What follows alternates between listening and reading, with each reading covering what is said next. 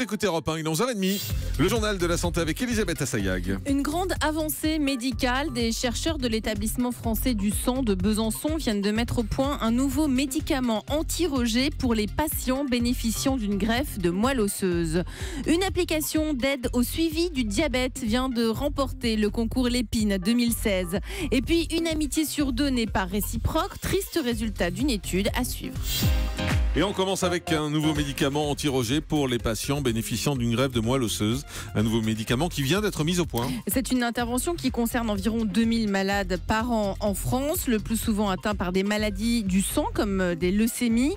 Là, il s'agit d'une grande avancée médicale. Ce sont des chercheurs de l'établissement français du sang de Besançon qui l'ont mis au point. Mélanie Gomez pour Europe 1 nous explique en quoi consiste ce nouveau traitement. Il faut savoir qu'en matière de greffe de moelle osseuse, il y a en fait deux types de rejet. Le premier, c'est lorsque l'organisme du receveur se défend et rejette tout simplement le greffon. Et puis il arrive aussi que le greffon lui-même, plus précisément les cellules immunitaires qu'il contient, se mettent à attaquer les cellules saines du malade. Une forme de rejet extrêmement grave qui peut conduire au décès du patient. Et c'est justement contre cette complication que ces chercheurs viennent de trouver une parade. Le médicament qu'ils viennent de développer agit comme une sorte d'interrupteur. Une seule injection au patient qui stoppe le rejet avant que la situation ne dégénère, explique Marina Deschamps, chercheure en thérapie cellulaire à l'établissement français du sang de Besançon. C'est un petit système qui fonctionne comme un interrupteur marche-arrêt ou on-off qu'on intègre dans les cellules responsables de cette fameuse complication qui nous permet de les garder tant qu'elles sont bénéfiques pour le patient, c'est-à-dire lutter contre les cellules tumorales et qui, lorsqu'elles se mettent à agresser le patient, nous permettent de les éliminer spécifiquement. Lorsqu'on injecte cette petite molécule, on leur donne l'ordre de mourir. Et en fait, elles meurent en se suicidant. Alors pour terminer, les applications de ce nouveau produit ne s'arrêtent pas à la greffe de moelle osseuse. Des chercheurs sont déjà en train d'essayer de le tester dans le traitement du cancer lui-même pour limiter par exemple la toxicité de certains nouveaux médicaments. Bientôt un test bon marché dans le dépistage du virus Zika. Des chercheurs de l'université de Harvard ont conçu un test pour dépister à bon marché et rapidement le virus Zika dans le sang et la salive. Il pourrait être disponible dans les prochains mois. Ce nouveau test permet de détecter le virus à des concentrations beaucoup plus faibles qu'auparavant. Il a fonctionné sur des singes et pourrait coûter seulement $1 par patient selon des travaux publiés dans le journal Cell.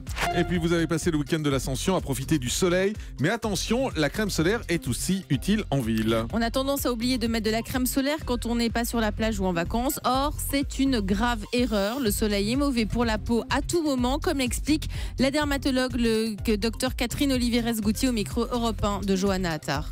Pour les gens, le problème, c'est que le soleil, il n'y en a que sur les plages. Ils n'imaginent pas qu'il y en a ni dans leur jardin, ni en ville. Donc, ils se protègent mal. Le nombre de cancers de la peau et de mélanome va en croissant. Pourquoi ? Parce que beaucoup de gens ont des activités soit professionnelles, soit de loisirs à l'extérieur et qu'ils ne se protègent pas à partir du mois d'avril-mai. Le mieux, c'est évidemment, si vous allez prendre un pot en terrasse, c'est d'avoir dans votre sac une petite crème solaire pour pas vous retrouver rouge écarlate juste après. Et si vous faites du jardinage pendant 2 heures, c'est de mettre un t-shirt. Quels sont les dangers de cette exposition au soleil sans se protéger dans les bonnes Alors, conditions ? à court terme, le coup de soleil, qui est quand même franchement désagréable, parce que ça peut aller de la simple rougeur au coup de soleil avec des cloques. Il y a les effets à long terme, c'est-à-dire vieillissement de la peau, risque de cancer cutané, puisque c'est sur des zones où on a pris des coups de soleil qu'on a le plus de risque d'avoir des cancers. Une application d'aide au suivi du diabète remporte le concours Lépine. Oui, le concours Lépine de cette année, donc de 2016, ça s'appelle l'application pour protocole diabétique qui a été mise au point par une personne qui s'appelle Benoît Mirambeau. Sa mère souffre depuis des années de cette maladie, comme plus de 3 millions de Français. Il vient donc de recevoir la plus prestigieuse des récompenses. L'application intègre le protocole de traitement, c'est-à-dire les prescriptions diététiques, l'activité physique, les taux de glycémie. Il est élaboré et rempli dans le logiciel par le médecin du malade. Et lorsque le diabétique mesure son taux de glycémie et l'enregistre sur son application, Le logiciel lui indique exactement s'il est en hypo ou en hyperglycémie et quelle dose d'insuline il devra s'injecter. Et puis un nouveau légume miracle, le moringa. Le moringa, c'est pas une nouvelle musique ou une nouvelle danse, c'est le nouveau légume phénomène de la diététique. C'est ce que l'on appelle un légume feuille. Il est récolté principalement en Afrique et en Asie.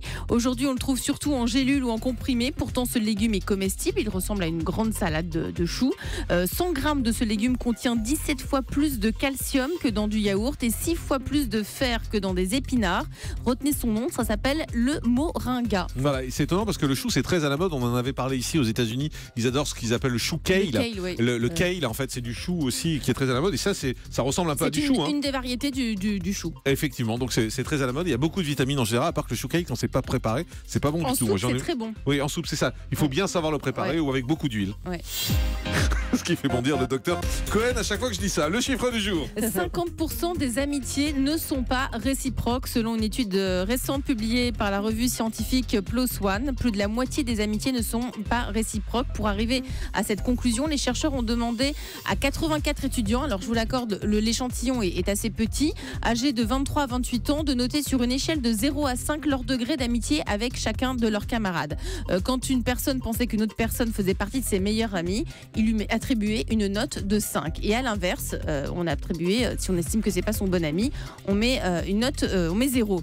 Chacun devait remplir le même questionnaire dans son coin. Les cobayes aussi devaient pronostiquer la note qu'ils pensaient recevoir et les chercheurs en sont arrivés à la conclusion que les notes n'étaient pas toujours les mêmes. Une personne sur deux ne reconnaissait pas en l'autre un ami.